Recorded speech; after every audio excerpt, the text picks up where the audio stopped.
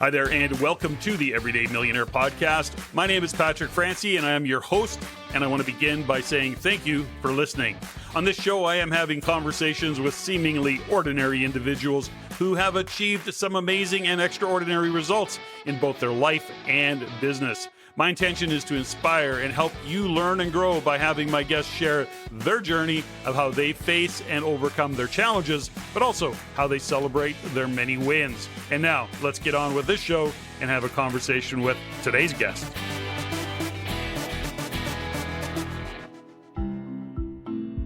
My guest today, Amy Leong, is somebody that I've had the opportunity to get to know over several years as she's been part of the Real Estate Investment Network. She is a top real estate advisor at Engel Volkers in Vancouver and a very active real estate investor. She was awarded the #1 spot at EV at Engel Volkers in Vancouver in 2023, and she's really become known for her ability to uncover amazing opportunities in the real estate market and has become a very skilled marketing and listing agent. After purchasing her first condo at age 24, she has been influential for young women to build financial freedom through real estate investing. Her specialties include reverse engineering complicated investment strategies to achieve her clients' goals and make their dreams become a reality with deep dive planning sessions. She helps them achieve their vision. She has many accolades, including winning #1 team at Engel Volkers Vancouver with her partners Ali Ballam and Engel Volkers America top 10 in North America and Mexico, and induction into private office, which is a prestigious group of only 301 global advisors in the world that have access to the most in-depth real estate knowledge and markets in Dubai, London, Italy, Spain, Germany, and France, just to name a few. I am so excited to be having this conversation with Amy. You are going to get a lot out of this conversation. I just know it. Without any further delays, let's get this show started. Amy Leong, welcome to the Everyday Millionaire Podcast. Thanks for joining me. Thank you. Always wanted to be in this hot seat. Now, and here you are, and I'm excited to have you here. And lots to talk about today. Your bio is really good, by the way. It was one of the better bios that I often get from my guests. It's just very efficient and effective, but it never, like all bios, they never do a great job of describing really what's going on. So, Amy, given what you have going on today, and we just had a good conversation pre-recording, you've got a lot of stuff going on. So when somebody says to you, so Amy, what do you do? How do you respond these days? Oh, I heard a term called a multi-hyphenate, and I read it and thought, it was this woman I follow on Instagram, of course, and she has so many businesses and she's always doing 1,000 things at once. And she coined the term multi-hyphenate. And I thought, I think that sounds like me. And so when people ask what I do, it's actually quite funny. Most of even my own friends and family, they said, I need to put like a little air tag on you now because I don't know where you are at any given week or time. And my best friend just said, she's like, are you in Mexico? Are you in the US? Are you, or are you sitting at home? And right now I'm in beautiful Vancouver. So, but yeah, when someone asks me, I think it's a multitude of things. We don't want to be bored at all in what we do, and we want to live life to the fullest while we're here for this snippet on Earth, and that's what we intend to do. So it was a lot going on. Well, I think about, if somebody said to me, who is Amy and what does she do? I would describe you as a really cool cat, individual, top performing realtor turned, I think beyond realtor, I see you as a really savvy business person, you and your partner, Amy. And like I say, aside from, or not Amy, Ali, sorry, you're Amy. Aside from the fact that you're a great realtor, I mean, you and Ali are really savvy business people. And I just admire that. I've had the pleasure of knowing you for a number of years and kind of watching your growth and the evolution of you and Ali. And so That's how I would describe you to somebody, is just really a great realtor, but really savvy in terms of your business acumen and what you do. So I mean that as in the highest, regard in terms of a compliment, because that's how I see you. And so I think it's important that, I share that with listeners, is that, as we get into this conversation, aside from maybe what we'll talk about, is just how astute you are when it comes to business, some of the things that you and Ali have done.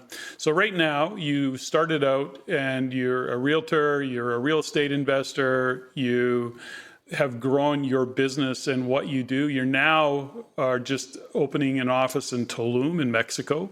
Tell me a little bit more about that journey and how you ended up in Tulum. Give me a little bit of background on your journey. Yeah, so it's been quite a ride, a 10-year, so approaching a decade in real estate, and actually 15 years since I purchased my first property. So it's both Ali and I are actually 40 years old this year. Some people say there's milestone ages, and we had, ever since I was young, I've devised my whole life with, these milestones and goals. And so a lot of even, people I've met along the way, they'd always say, I remember you saying, having 3 properties by 30, having 10 by 40.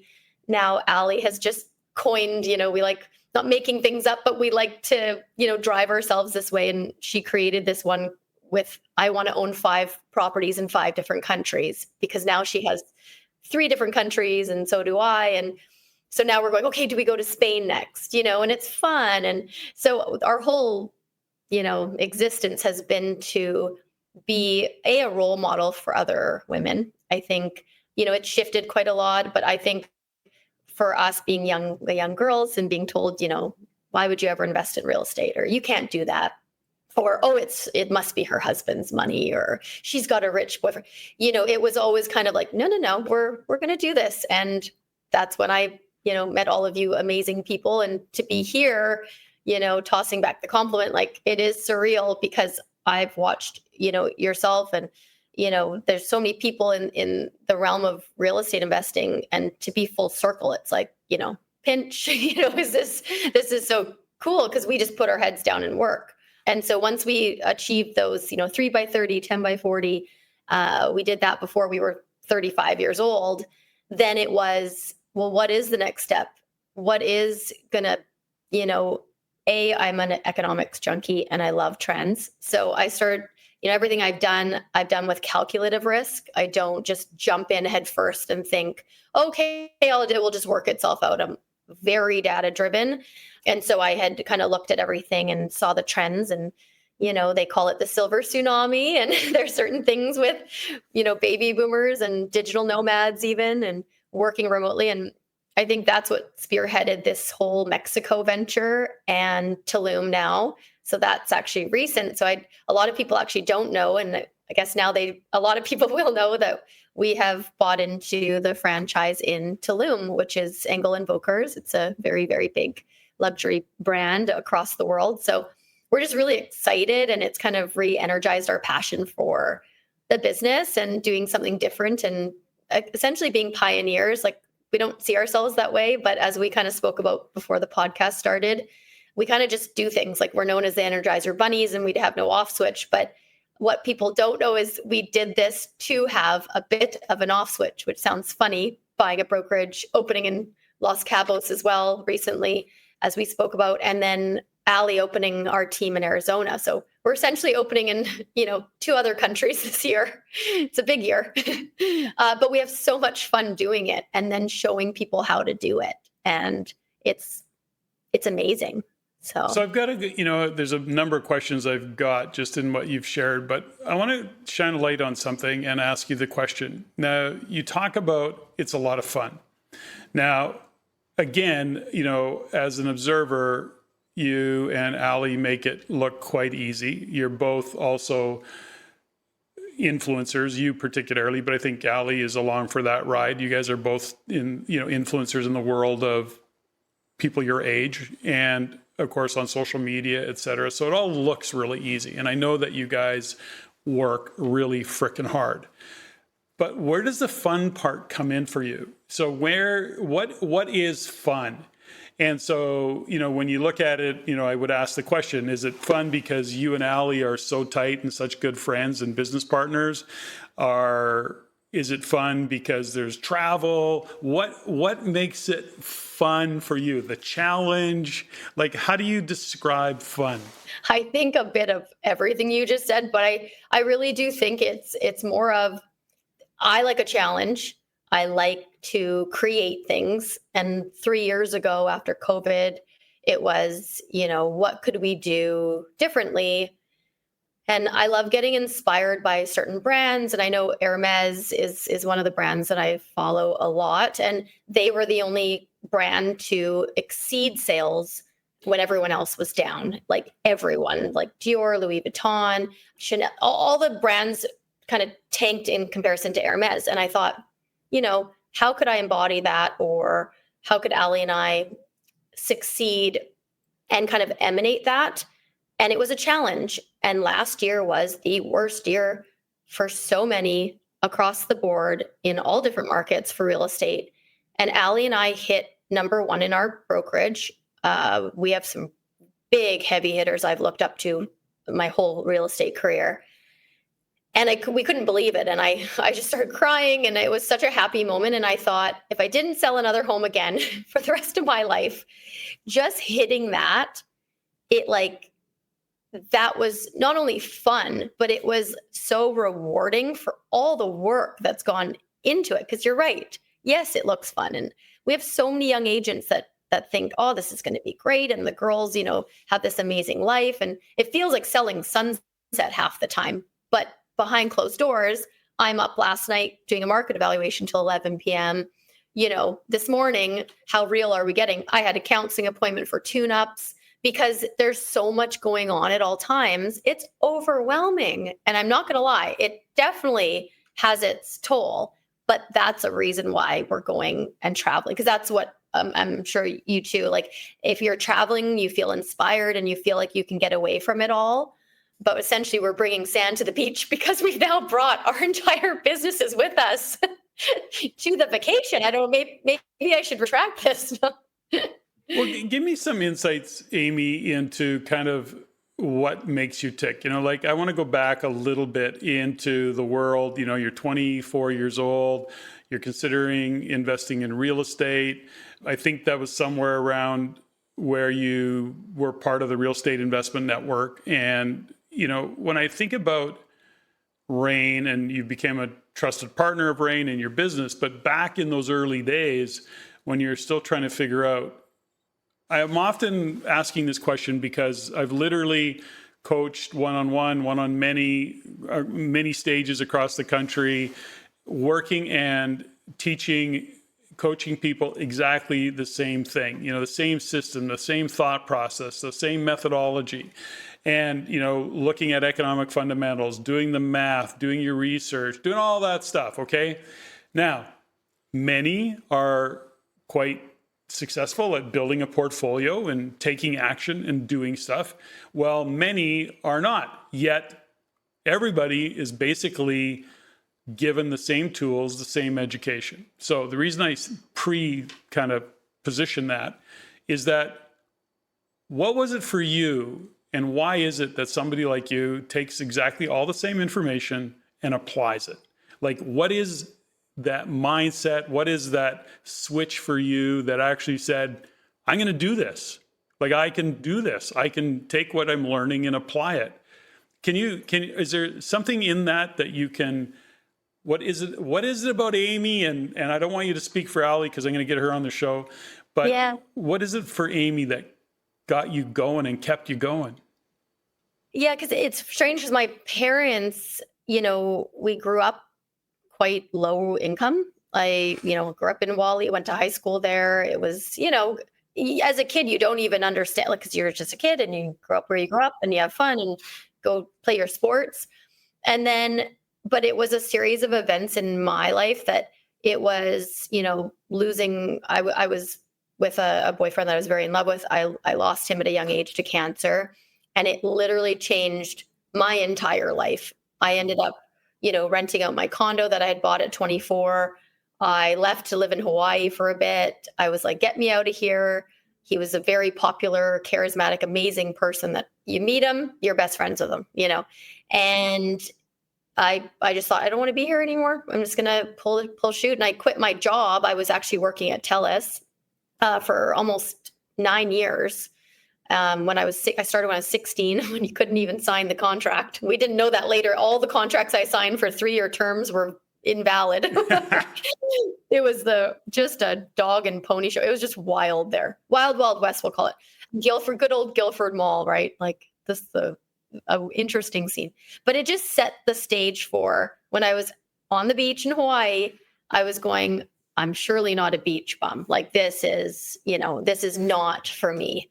And I just thought, I want to come home and I want to crush it. I want to do something different. And I believed I could do it. I think I met a lot of people that either pissed me off and, I thought weren't the smartest, people.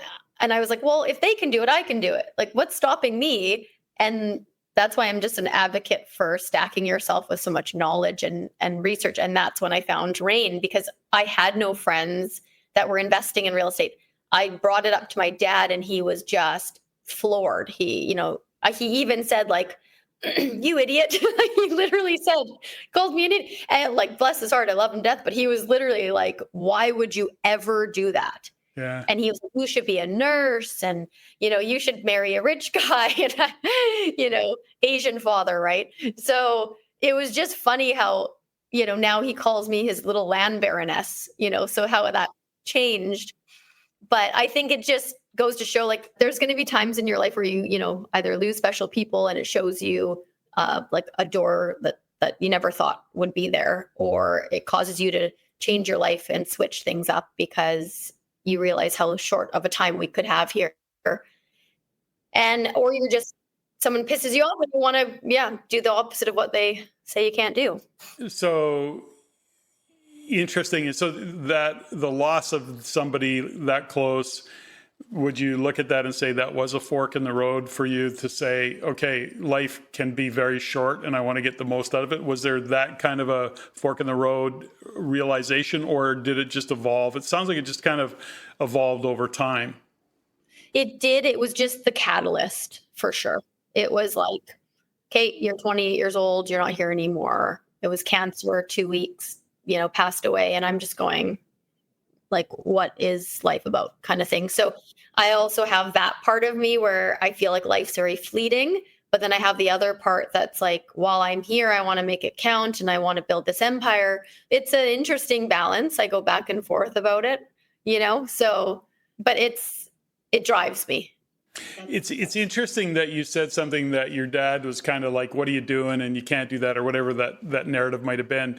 I actually, had a young lady that worked for me and she was a great salesperson and she was just so fun to work with. And one of the things that I knew that from a psychological point of view, if I ever challenged her going, like her name was Brittany, and I would give Brittany the gears a little bit going, she would say, hey, I made this sale. And I'd go, that's awesome. I go, a good salesperson would have also had a ... right? And added on to that. And I did that not to be passive aggressive. I did that because then she just kind of walked out the door in a humph and a harumph and then went out and got more sales. So tell her she couldn't do something or imply that she couldn't pull it off. And it was like, that was her button. And we laughed about it for years, is that would get her going. And she knew I was doing it, but she couldn't help it. She had to go prove me wrong. Yeah. So it was always really fun. That's what it sounds like, that you got that wired into you. Oh, 100%. It's just, definitely. So when you look at what you and Ali have created in terms of your partnership, if you're giving some guidance to others, how are you and Ali in your partnership? What was it that brought you together, and kind of what have you learned about having, developing the quality partnership that you have with Ali?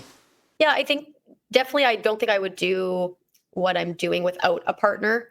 Allie's been just amazing. I think the work ethic really has to match. Like I would really suggest if you're going to partner with someone, it means everything, not only just work ethic, but values, how you want to live your life. We both have struggled a lot with balance, as the top 1%, we hit that as well last year. It's like to get to the top 1%, I read this thing where, 99% of the people don't do what you do. So, and when you flip it that way, you're going, okay, that's a big number that don't do what you do. So Allie and I, we always kind of wanted to operate in that, upper 1%. And we've always wanted to spark off each other. Like it's been, an Energizer bunny. That's what people, have coined us, like the two Energizer bunnies. And, you both walk too fast in the office. And, so I think for us, it's been a really beautiful partnership. We haven't had any crazy, it's like a marriage, right? You essentially share a bank account with someone. But I think we've both been really good at, making sure that we're both on the same page of where we're going and very supportive of each other. So it's been really, really good. And it's now 7 years we've been partners. And as we venture to different places now without each other, essentially, because I'll be in Los Cabos, Allie will be in Arizona, and then we split our time between Vancouver and Tulum. So it's going to be interesting. Like we both said, let's just see what happens. And if for some reason we haven't built our businesses up to where we want, we're very adaptable people. And I think that's huge, right? So I think you said something that I always, for me is a kind of a tell, which is you and her share common values. Now, what's interesting about that particular conversation is that very few people even understand the term values. So good for you for recognizing that that's an important part of it. To you saying, okay, well, we share the same values or common values is, of course you do. That's just natural to you. But the mistakes that people often make is they get into business with somebody for the wrong reasons. Now, I speak from experience, by the way. If I have made the mistake in partnerships, which I have, it was thinking that this was what it was, and then realizing that we don't share common values and are doing business differently. And that was actually what eventually broke down the relationship. And the partnership was the fact that we didn't share common values. And so how I wanted to do business and work with clients was different than how they wanted to do business and work with clients. And not that they were wrong and I was right, they were just different. And that was what broke down the relationship. So when you say that you and Allie share common values, and the reason I shine a light on it, I think there's just an important lesson there for anybody listening, is that when you are in partnership, whether that's a significant other, by the way, or a business partner, sharing or having common values is really a key to having a great relationship. And to your point that we started with earlier was to having fun. So I don't know if there's some realization, or where have you kind of done the work to understand values, or is it just something that, maybe that's the way you were brought up? I think it's just having, we have a really good managing broker who we kind of look up to as like a father figure. And his dad is also still rocking, comes in every day and shuffles in his Prada loafers. And he's just like, we call him the OG, and they have a beautiful relationship. And whenever we need something, we can go and, go into his office. He's door wide open, anything he's ever gone through, because he was partnered with his dad. And, I think his dad's now 75. And he shows up for all of us young, agents in the office, and they just literally give us their wisdom. And I've always been someone, and Allie, to like really listen. And I think it's been really good to learn from people that, you want to embody and their values. So you're almost like a value suck in a way. Like you're seeing as you start in something, whether it's a relationship or it's a partnership or a new job, you're a sponge, or you should be. And just like how you were saying, Patrick, whenever you are even in a restaurant, you're, observing, because you're seeing how other people are acting. And that's what we do since we were babies. It's built into us to learn from our environments. And So Ali and I have just always been so similar in the sense of we understand, I don't want to call it leveraging people because I always didn't like that term. I don't like, even we would say, oh yeah, let's just use other people's money, but it's so much more than that. It's almost like you could use someone else's money and they'd be the worst joint venture partner you've ever come across. You could, look at someone and say, oh, they've got this amazing outfit on and I want that.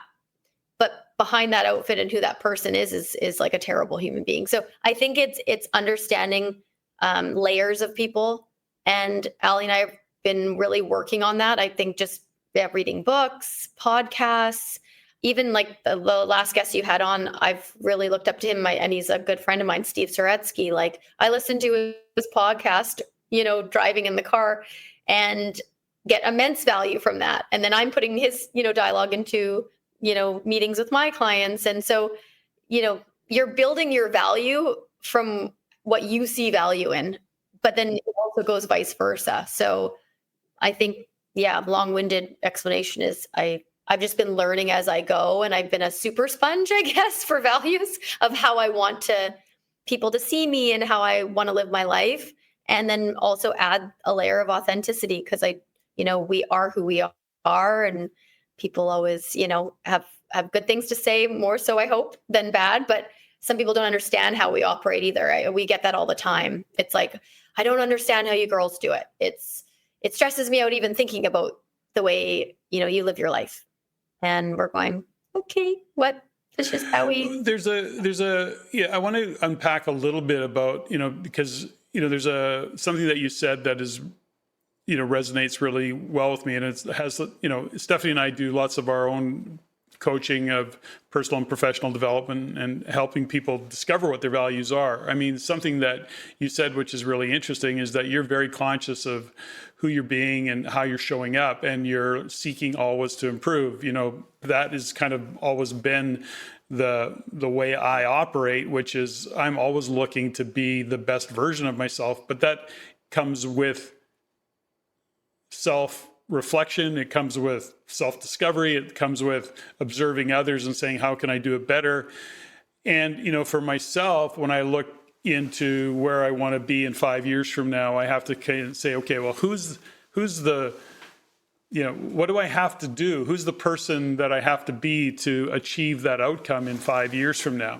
Is that kind of along the lines of how you see yourself in terms of your own personal and professional development? It isn't by accident. You're intentionally making decisions about how you want to show up, how you want to operate, how you want to interact with people. And I don't want to put words in your mouth, but that's kind of what I'm hearing in your own development, personally and professionally, is that it's pretty intentional. You're aware and you're paying attention to how you're showing up. But is that an accurate statement? I think it's purposeful. Like I do think that everything I've kind of done and the way I present myself is purposeful. When I go to my closet and the shirt I'm wearing right now, everything is curated in a sense, but I also don't want it to be too curated because you want to be who you are, and I stopped caring as much. I still obviously care, but now, I'm not as shy to say, oh, I grew up in Surrey or Wally. Like before, it was a huge insecurity. I have to admit, it was like, you're from the Bronx. Yeah. Do you have a gun in your purse? Like, I'm like, no.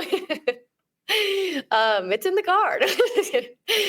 But yeah, so I think that's the thing. It's you get to 40 years old this year, and now I feel very good in my skin, and I feel very confident. But it took a lot of studying and self-reflection, and I'm a huge advocate as well for counseling. Like I just kicked that up recently, and I'm glad I did. I had one this morning, and I call it tune-ups. And before I'd be shy to even say that on a podcast, and now I'm thinking, with everything that's thrown at us these days, I can't believe people don't go to counseling because it's overly stimulating.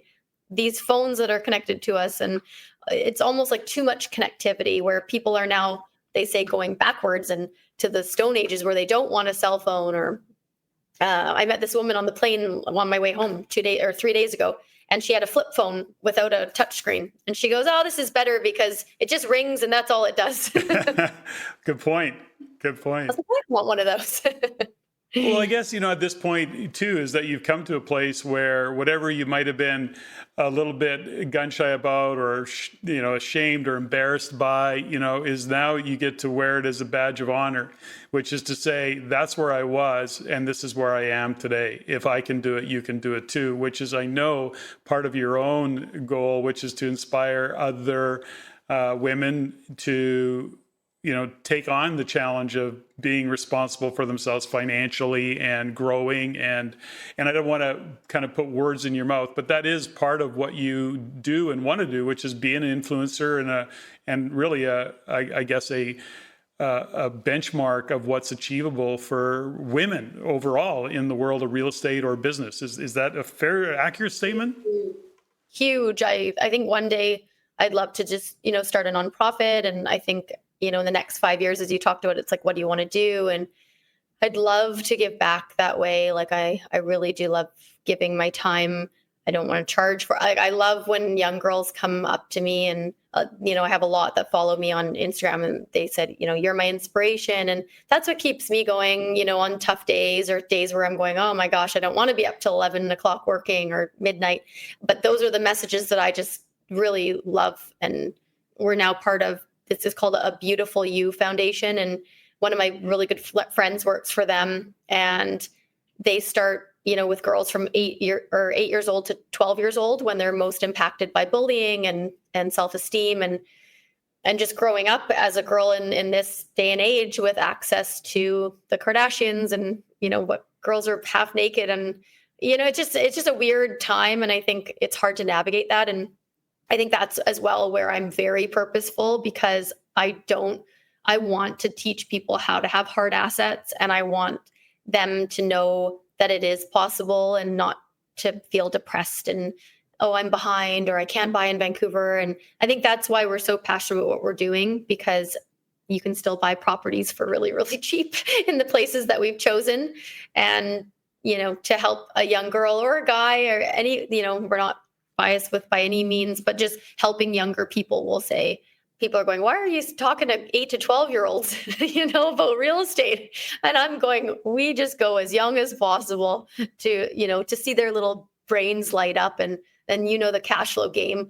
Like we have that at our office still, monthly. And I love when the young kids come. It's my favorite. I could do that for free for the rest of my life. I just love they get so excited.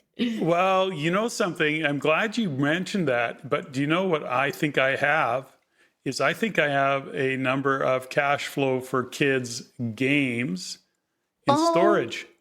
I'm taking those. We need those. I should get those to you. Okay. Well, I'm glad we had this conversation. Yay. I will remember. I'm positive I have a few of those games. I would love that. And they're basically new. Okay. So cool. I'm glad we brought that up or you brought that up. When you were talking about balance and trying to find balance and is it really, I always use the term that, when your vocation is like your vacation, you'll never work another day in your life, which is only to say that when you really love what you do is that, yes, it's hard work and yes, you need a rest and all the rest of it. But do you find that putting in the hours that you would, somebody observing you going, you're working too many hours. Now that person might have a job, a 9-to-5 job where they're used to working 38 to 45 hours a week. And so anything over that is just ridiculous. Yet I know myself as an entrepreneur for 40 plus years, I don't count hours. I don't think about it. It's just what I do. So I'm never searching for balance because I don't believe in it, number one. And number two is that there are times when I'm busier than others and then I do what I need to do and then I get back to doing the other stuff that I do. So I don't think in terms of balance. I know that you mentioned it, but do you find that you just love what you do? And if you give yourself permission to work because you love to do it, then guess what? It's never out of balance. So what's your kind of comment on that? Any thoughts around that? Yeah, I think it's the word capacity comes to mind. Yes. There's only so much you can fit up here. I wish it was endless. Sure. And you get to the point, and I'm at that kind of tipping point, I guess, so you would say, where we are opening into new ventures and different crossing borders. And the reason why is because I've reached, we hit our number one, we hit our top 1%. That was a huge goal. For me, it was, I'm only capable of hitting that once, in a sense. I don't want to hit it again. Let's just put it that way. It's not, I wouldn't drive myself ragged. And Allie's the same. Like, I just said, hey, we hit it. It's all I needed to do in my career. It took nine years to hit number one. I can't go up from there. So I guess, and a lot of successful people, they'll go, they'll hit their target. I think what's important is for people to, once they hit it, what is next? Like, I already had that plan in my, I write a lot. I have an online journal for the last 10 years. I highly recommend it. It's called Penzu, and it will remind you it will say, 1 year ago today, you wrote this. Oh. And it alerts you. So I get it all the time. I had a really cool one happen, I think 3 weeks ago, and it was a year earlier in Los Cabos. And I, was figuring out what I was going to do, if I was going to activate my real estate license. And then I remember typing, you know what, just go for it. And then it reminded me a year later when I'm walking in my beautiful new office and I'm thinking, is this real life? But it's, again, what is the capacity that you have? I know when I'm on the verge of burnout, I've been there, haven't had it. I know coworkers that have had burnout, terrible, but I'm aware enough because I have the tools, maybe through counseling or reading or podcasts, to at least know when I'm not feeling optimal. And that's when I'm good at being like, hey, I need to either go on a trip, I need to take a break, I need to walk in the park with my puppy and shut off. And I think if you don't have those tools, I recommend trying to build yourself to get those, because if you don't have those and you're operating in the top whatever of your game, or even as the top salesperson selling cell phones, whatever it is, you're not going to be able to deal with how heavy things can be in business. And, that keeping up with the Joneses, I suffered from that for a while, where, I wasn't sinking into and being present with, say, a new car or it could be anything, a new handbag, a new goal that you just hit at work. But I think stopping and appreciating is so important. And then understanding your capacity. I think that's kind of garbled that one up in all in one. But I think if you don't know your capacity, it's a slippery slope. Well, there's a part of what you just said is really important to understand, which is your mental capacity, which is the ability to juggle the number of things that we've got going on, or the to-do list, in terms of thinking about what you've got going on, an office in Tulum, Allie going to Arizona, you going back to Vancouver, looking after clients, looking after your real estate portfolio, all of those things. I think at some point there's just the sheer mental capacity, let alone the operational capacity. And the operational capacity is probably the easiest one to deal with, although it can be tough decisions to make, and that is, where do you start to delegate, who do you delegate to, and do you actually create infrastructure so that you can, in fact, have mental capacity to be creative, to do what you're brilliant at, while operationally everything you need to get done gets done. And the delegation part of it is always a challenge, because often business owners think of it as a cost, and I always look at it going, that's true, but if you can shift it to say, what is the return on that investment? If I'm paying an EA 75 grand a year, as an example, if I break that down by month and I look at it and I go, okay, well, that's 6 grand a month, approximately.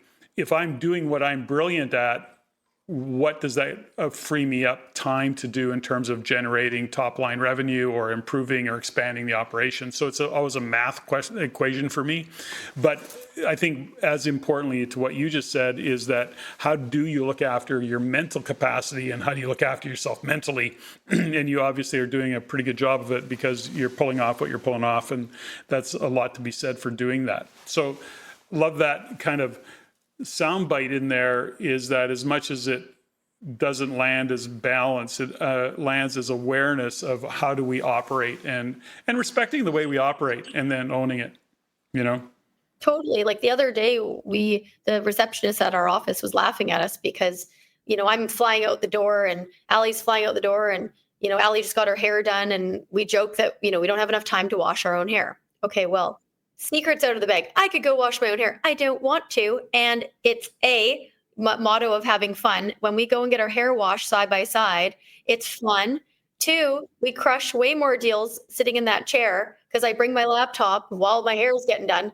And then we look fabulous. You look great. You feel great. That's awesome. So it kills all these, two birds with one stone. And people are going, well, how do they do it? And it's like, but that $80 a month for 2 Blow memberships, or it's so worth it. Just like the EA, it could be the smallest things. Yeah. Operate your business better, right? I love that. Now, when you look at what's going on in the real estate market today, let's just kind of shift gears a little bit. Talk about what you see in the market. Vancouver is, like Toronto, different. I mean, major city, I guess is what I'm really saying in there.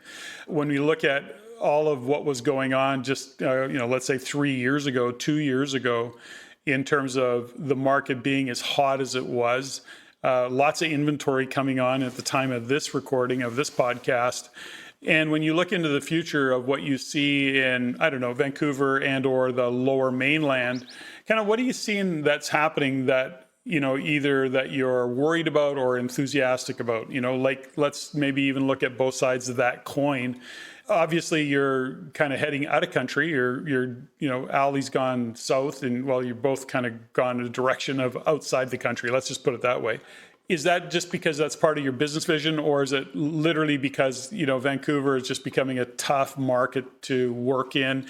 I look at BC, by the way, my own opinion of British Columbia and the government, when I look at the investment market, the real estate investor market, and the future of investing in BC, it's like, are they intentionally trying to shut this province down? That's my kind of sarcastic, annoyed view of what this government's doing. And, politics aside, how are you seeing it like boots on the ground? Even just hearing you say that, like, I can feel it in my body and I'm going a big sigh because that's how I feel. I'm right there with you. I think they have put so much red tape and regulation on mostly all of Canada, but let's just say BC. BC's been tough because, as we know, with all of the taxes and spec tax and vacancy tax, and now they increase foreign buyers tax. Not even a tax, or you can't even buy if you're a foreign buyer. I just got off a call before this podcast with a gentleman from California who can work wherever, and he wants to leave. A lot of exodus right out of California for a lot of the same reasons. And so, but he can't buy. I said, do you have your PR, your permanent residency, or do you have a passport, a Canadian passport? He goes, uh-oh, I can't buy there. And I said, well, no, it's banned till 2027 now. So we have no foreign buyers really, unless they're students with their PR or something like that, or denounce their, citizenship for tax purposes, but they still have a Canadian passport, then they can buy. But a lot of people are going, well, if I can work anywhere a lot of the times, or if I can, it's not as scary to cross borders anymore as long as I know what I'm doing with the right power team. Why am I not at least diversifying, getting my toes wet with maybe a smaller purchase in, say, somewhere like down south? And you're coming from this golden perch, which is Vancouver, and how Hong Kong looks at Vancouver, like, oh, cute. One of our parking stalls is $750,000. And you guys are complaining about Vancouver condos being $1 million. But we are now the Hong Kong looking at Mexico or Arizona and going, oh, that's cute. Like, you can buy a detached rancher fully renovated with a pool for $650,000. Like, what? That would be $2 or $3 million or more in West Van.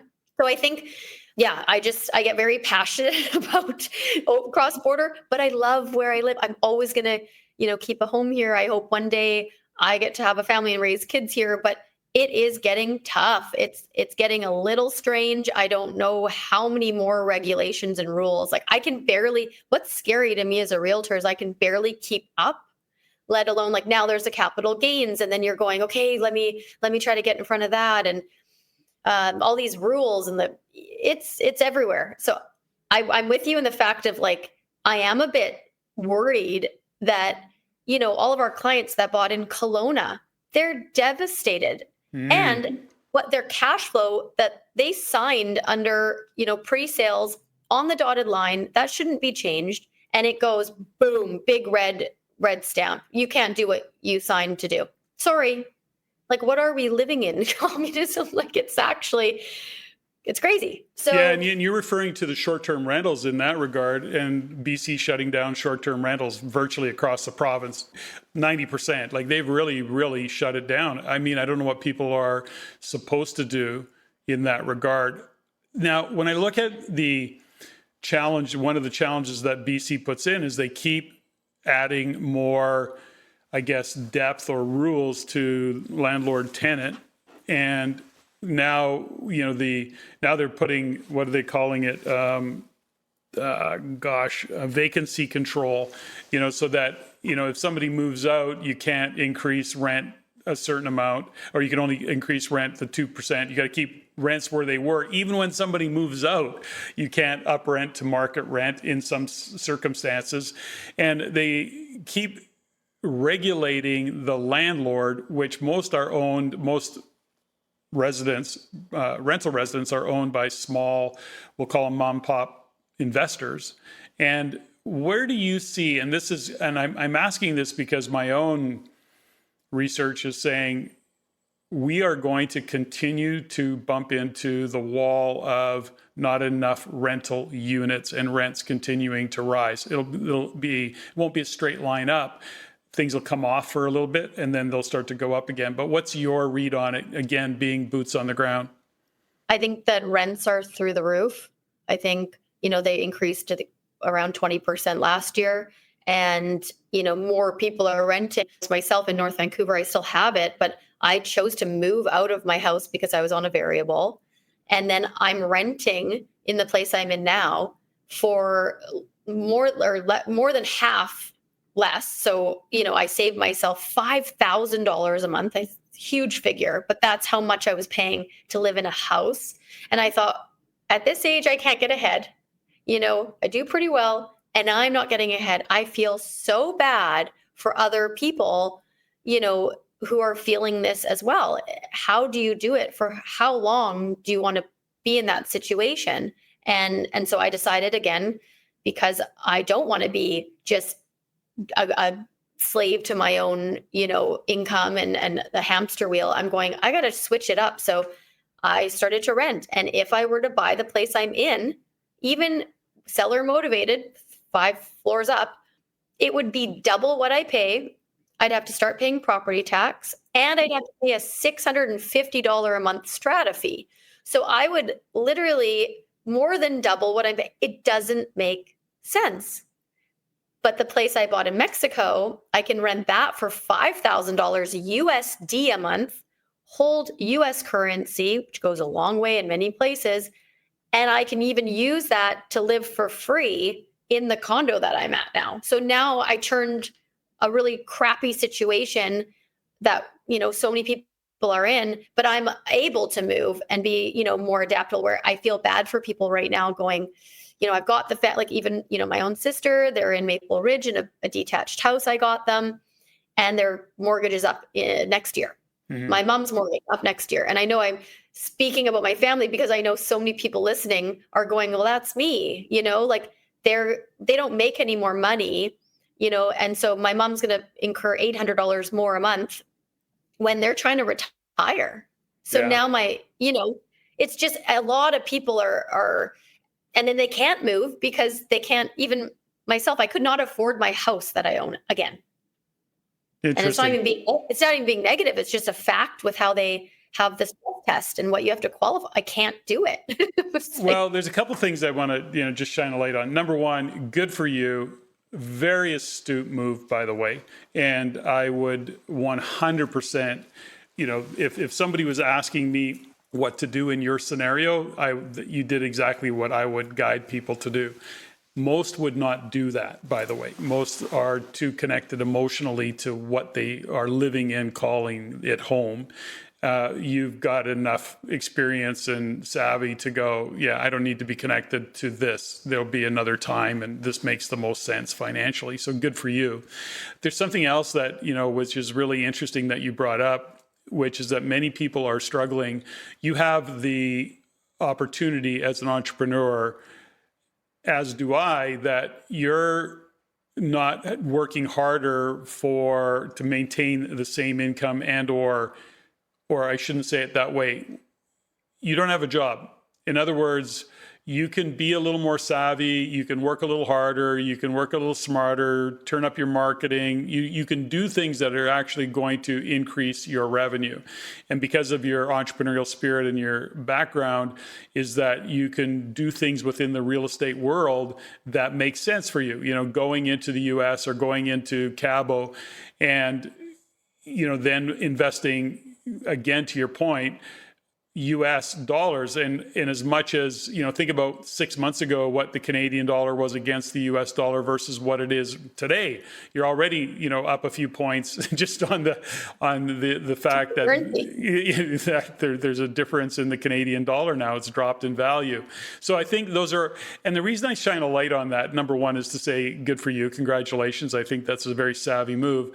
And then, but also to share with listeners is that in times like this is how we have to think. This is exactly, the heads up moves that we have to make. And these are decisions that we have to, come to along the way. And there's some bold moves that go along with that. It's not an easy, what you did is not easy. I would never, I don't want to ever dismiss it as, of course, well, that's what you just do. Well, no, because there's shit that goes along with that. There's decisions that need to be made. There's financial costs. There's emotional things that happen. And then there's the impact on business. So I think that what you did was the right move. And I really like the thought process that you had. But then there's the other side of it, which is, being willing to make some courageous moves. And so that's the thought process there. And I'm glad that you shared that, because I think there's some real lessons in that you just shared. So thanks for doing that. Anything you want to add to that particular part of it, Amy? I just wanted to maybe add that we've been kind of reverse engineering plans for people recently. I know I did a couple of RAIN members recently, and I call it like the whiteboard exercise, where we kind of write out, what do they have now, whether that might be one property, but maybe they're planning another second property, or they have multiple properties, and good for them if they have multiple properties. And we look at, what's the weakest link? What's the best one? What's the one that's now, maybe it wasn't underperforming before, but now it really is. And it's just sucking out, from their bank account. And they kind of are going, okay, well, I could do it for a while. And it's like, but how long do you want to do it? And what is your thought process for keeping the underperforming asset? Why? So I think we've been kind of a sounding board for a lot of people, and maybe do this with your realtor, or, reach out to us and just see, like, you have to analyze right now more than ever where your holdings are, because again, everything can be changing, but aging, we're all aging, and that's not going to change. And parents are aging and people are retiring. And if they haven't planned, it's not a good thing. And we've seen it. You're going into the retirement home, that you didn't want to be in, or the kids are trying to place their parents somewhere. And if they could have just planned as early as possible what their holdings are, how much equity, how they can use the equity, or just ask yourself, how could I live for free? It's the best exercise. I did it on myself, and that's why I'm in this place that I'm speaking to you. I did it on myself, and I said, and it literally forced me to buy in Mexico. Not forced. I was really, really happy to do that. But now I have my Cabo revenue income pad, and that purchase has now paid for me to live for free in Vancouver. So if you could do that exercise, it's a great one to do, because you might not act on it, but it really gets the wheels turning. And we just want you to be set up in we all work so hard. And whether you're a 9-to-5 or an entrepreneur, like, it doesn't have to always be working so hard. Like, you have, the means to switch some things up. But I think the main thing is you got to have someone in your corner that's kind of sparking that, question, because otherwise we're still in the hamster wheel, just like, on our, what is it, the Rich Dad Poor Dad. It's like, who do you want to be? I'm not saying you have to be rich, rich, rich. It's just, let's plan a little. Like, no one's really planning. We're digging our, head in the sand going, things are too expensive and I'm just trying to stay afloat. No. You got to plan right now so we can live the nice life. And so you can, have your vacation home if you want to, or not even, or use it to live a better life and take the kids on vacation and your family or your parents that are, so that's all I wanted to add. Well, no, but it's so important. I'm glad you added that. It's an important conversation to be had. Number one, I'm really impressed with just the way that you're thinking, and that it is such a challenge for many and just because of what I've done over the years within the Real Estate Investment Network or our own coaching programs and even the work for ourselves, is creating a vision of 5 years down the road, 10 years down the road. It seems so far away. And, at least if you look at a 10-year vision, at least have some vague idea what it might look like. Ask the question about, well, what is it that I want to be and how do I want to show up in 5 years? What is it that I want it to look like in 5 years? That's certainly, when you think about, it just hit me, it's 2024, COVID hit, 2020. We're already 4 years later. It is I don't know that it's the fastest 4 years, but I've become so aware of how quickly the past 4 years have passed. So to think about a 5-year vision, in the moment, it seems like, well, it's 5 years away. That's a blink of an eye. And certainly I've noticed that as the older I get, the quicker time seems to move. But having that vision, I'm sure you bump up against that as you're coaching some of your clients, is that having them, is it a bit of a push, it sounds like, to get people to say, okay, well, here's what I think I want it to look like in 5 years from now. Is that the case? Oh, yeah. Allie and I joke all the time. We're like, you got us for 10 years at least, because that's how long it takes to craft their plan to be a multimillionaire in real estate. And literally, we tell people anyone could do it, but it's up to you to take action. Because, some of the people that I've met in investment circles, they're the same people I see 5-7 years later, and they still haven't bought because they think the market's going to crash, right? So you always get, that type of mindset, which you can't really change, I've learned. So I've stopped beating it. But it's so important. It's you've got to capitalize and plan. And as a coach myself, I always look at certain clients or wannabe clients, and I go, I can't want something for you more than you want it for yourself. And by the nature of how you're wired or I'm wired, you want to be a contribution, you want to help and support other people's success, but you can't want something for somebody more than they want it for themselves. So they state it and you think, oh yeah, exactly. Got it. Let's get on it.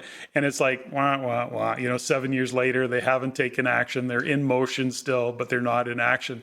And it really is, it's a little disheartening, but it's also the realization of the difference between a top performing team like you and Allie have versus somebody who's just grinding it out and still where they were 5, 6, 7 years ago. And if you don't have the vision that you and Allie, had as partners to say, okay, this is what we want to achieve. These are some of the goals and the outcomes that we want. So you got pretty clear on what you were working backwards from. And it sounds like you're taking that skill that you've developed yourself and sharing it with others, which is really cool. I think it's such a great exercise for any realtor to be able to do with those kinds of clients. And so good for you. When you think about and look into the future of, what you and Allie are doing, are you actually looking out 10 years? Are you looking out and saying, this is, we want to build a $1 billion brokerage, or we want to have, we see one day where we have 50 or 100, brokers on the team. Do you have that kind of a vision? Is that what you're working backwards from in terms of opening? We have definitely taken a bit of a turn in the sense of we really are going to start ramping up the balance portion. I've always been very business minded my whole life. It was like, okay, be a multi-millionaire by 45. I just got my dream car recently, that whatever Defender that I've been dreaming about. So that was cool to tick off. But I think as we've ticked off so many of our goals, it really is about family and friends and being present. And I think, we've lost some people really close to us. And I think it puts things into perspective of we're really wanting to enjoy. So we're trying to build our business along with the enjoyable things of travel and family and friends and lifestyle and the way that we want, to live and help people live that beautiful kind of life. So I think that's where we've kind of shifted. So yes, because it is built in our DNA, like you can't shut it off when you're an entrepreneur, right? I'm sipping a margarita by the pool going, well, I could start that company because, he didn't bring me the right straw or whatever, Sure. more than anyone.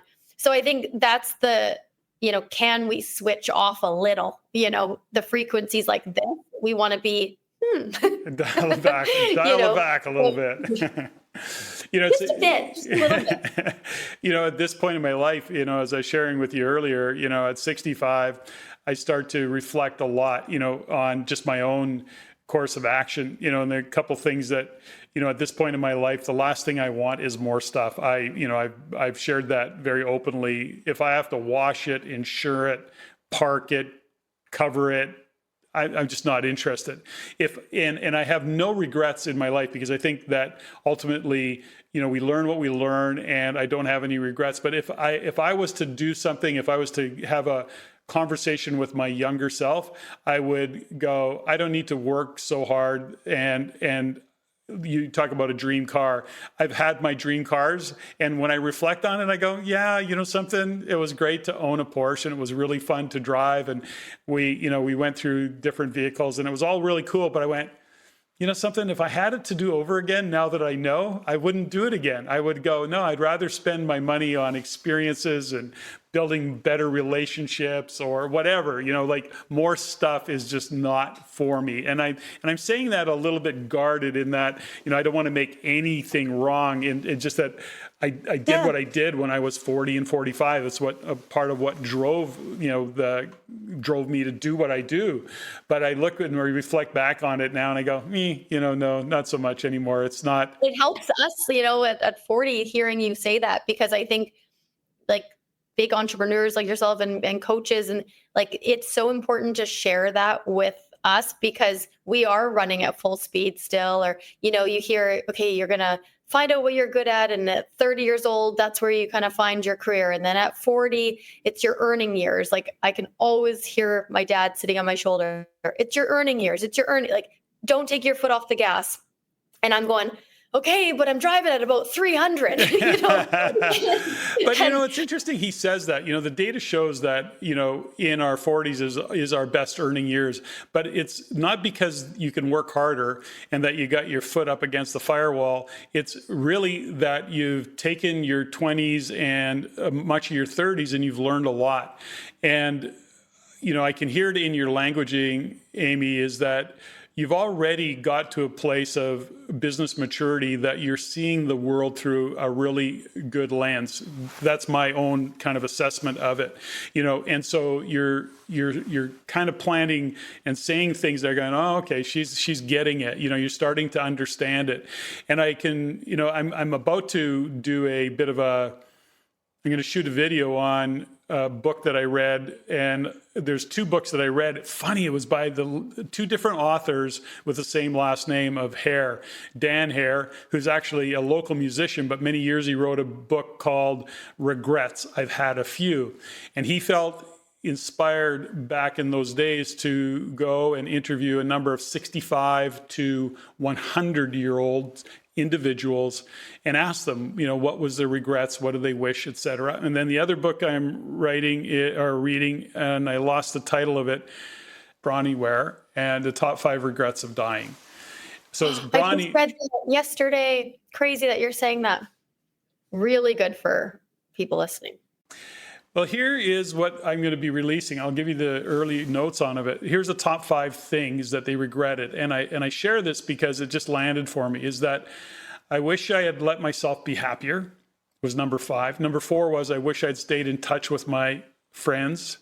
Number 3 was I wish I had had the courage to express my feelings. Number 2 was I wish I hadn't worked so hard. And this is one that you're discovering, and that this is where Stephanie and I do a lot of our coaching, which is, I wish I'd had the courage to live a life true to myself, not to the life others expect. And that number one is something that, Stephanie and I spend so much time helping people get to is, what are your values? Who are you really? And are you living a life true to who you are?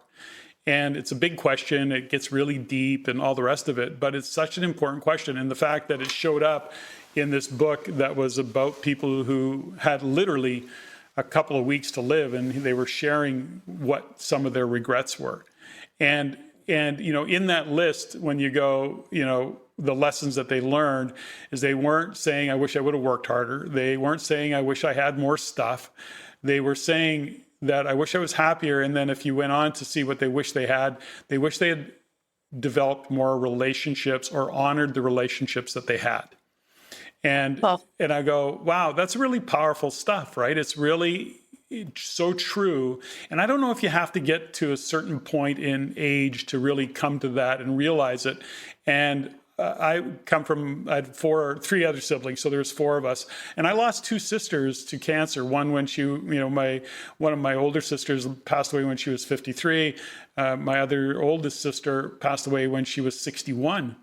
And you start to realize how short life is, number one. And number two is that it is still a choice, and there's still decisions that we make in terms of what do we really want in our life. And what you're realizing is that, and you do even with the relationship that you have with Ali and your friends and the people that you work with, that relationships are really important. That's what's fun in life, is the relationships that we have and the quality of the relationships that we have. Nobody judges Amy because of the car she drives. And if they judge Amy for the car she drives, then they got to fuck off, go away. Yeah. Pretty much. But is that kind of ring true? Yeah, I think it's kind of tripping me out because I just read that, and a really big client and friend of mine who is a mega entrepreneur, huge. And he messages me on WhatsApp and goes, "You work too much." He's always on me. "You work too much. You work too much. You work too much."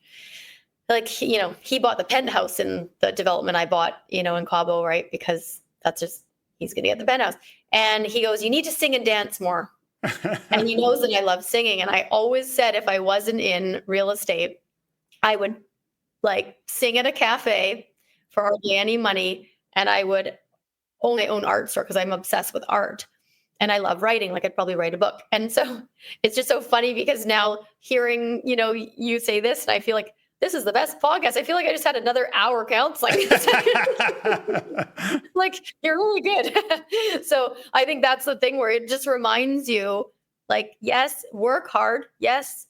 But no, if you have the planning aspect or a coach or people in your life that can hold you accountable to what you want, then it makes life that much sweeter. And then you can appreciate those big things that you're coming across, or, things that you're hitting for goals.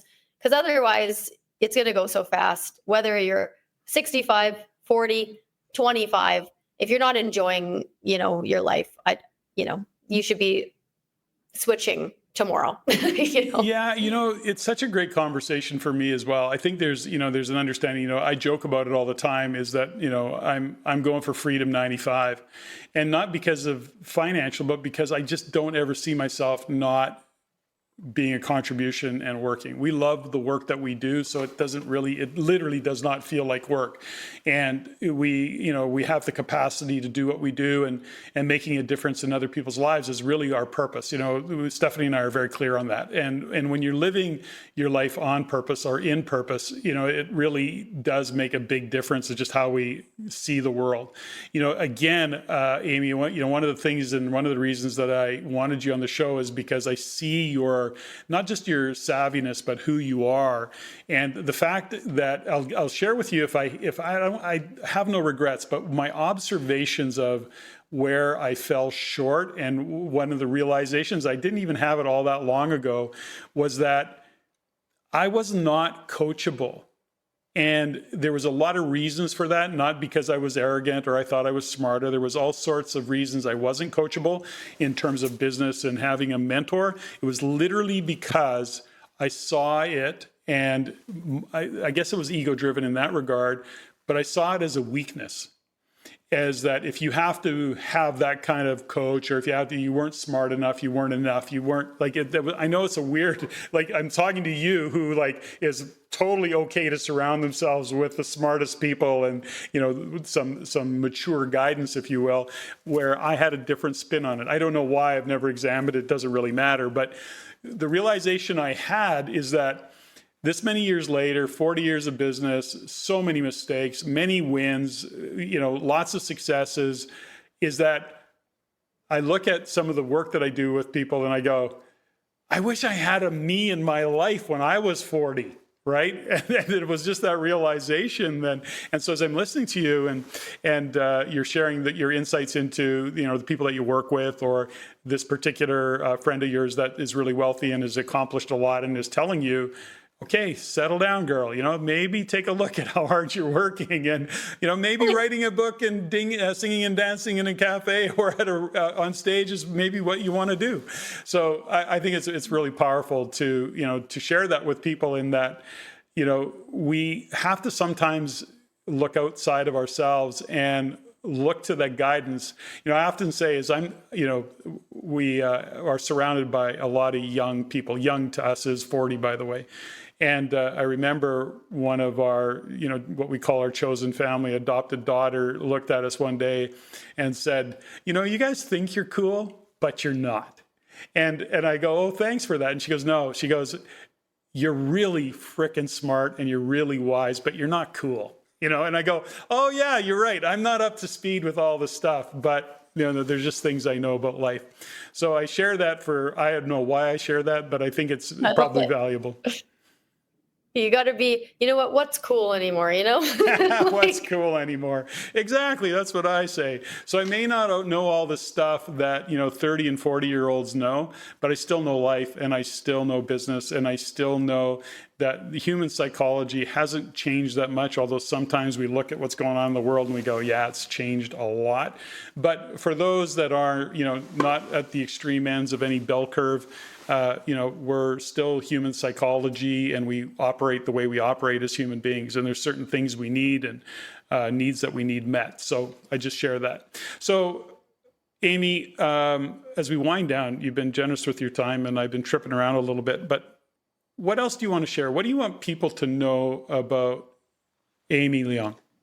I think I want them to know I will always try to, be a good role model for youth.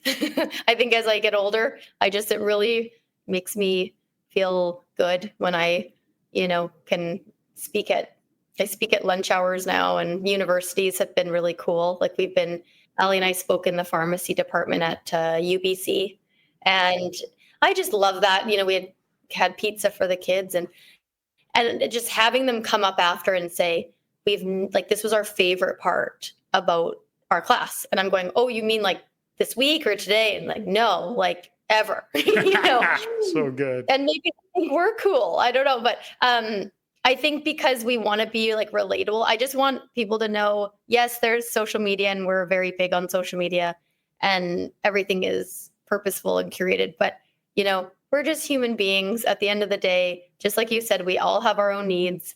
We're trying to navigate through this overstimulating, overwhelming world that we're in now. And we just want to do good work with good people and keep, seeking balance, and however that looks for us and however that looks for people listening. It's going to be different for Patrick and Stephanie versus me and Ali, or just me by myself when I'm with my little wiener dog, in the park. Yeah. But find what, makes you tick, and then find what's going to make you really happy, and shut out the noise. And I think that's all I'm just happy to be here and share and be real and authentic. And that's just what we want to portray and what I want to portray. And hopefully when, in 5 years, I always joke with Ali, I'm freedom 45. She was trying to get me to freedom 60, and I keep dialing it back because I just said, I only have about 5 years left in me. But that's when I thought to myself, well, then at 45, I want to sing and dance and own a art show, right? And collect art and do all that. So again, that's my running joke is I have 5 years left, but I'll never stop working because I love it. But I'll do other work. Good, giving back and that philanthropy, we'll say. Very good. Okay. So as we wind down, we'll do a little bit of rapid fire questions. Keep you on your toes. You ready? Hit me. This is the easy one. Android or iPhone? iPhone. Of course. Begrudgingly. Have you always been an iPhone?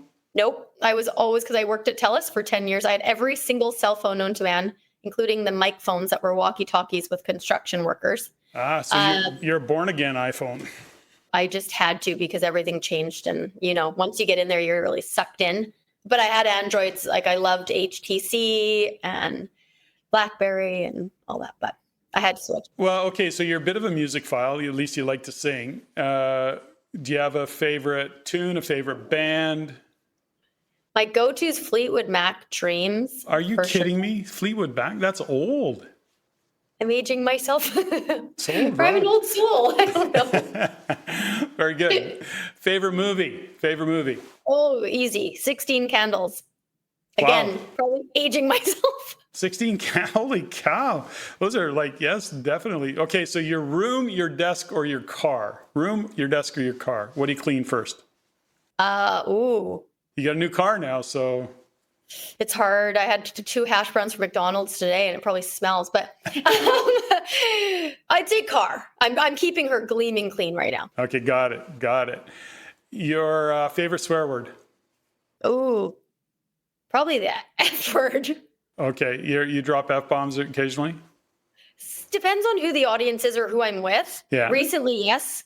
Yeah. So I was with a whole bunch of construction workers. That's very good. If God exists, what do you want to hear him say when you get to, or her say when you get to the gates? I love you. Fantastic. That's a good answer. Yeah. And final question. What are you grateful for today? Oh, I'm grateful that I am attached to this earth. At my counseling appointment, she said some people are attached to the earth and some kind of aren't as attached. They don't, not that they don't care if they live or die, but I'm so gosh darn attached to this life. I will just screech and try not to get into that gate. I just love it. I do. I have so much to accomplish and I want more hours of the day. And I'm just happy that I have a roof over my head and sitting here. Yeah. Fantastic. Well, I am always grateful for my guests. I am certainly grateful to have had the opportunity to have this conversation with you today, Amy. And I feel quite honored, to have watched your journey. And so I'm excited for you.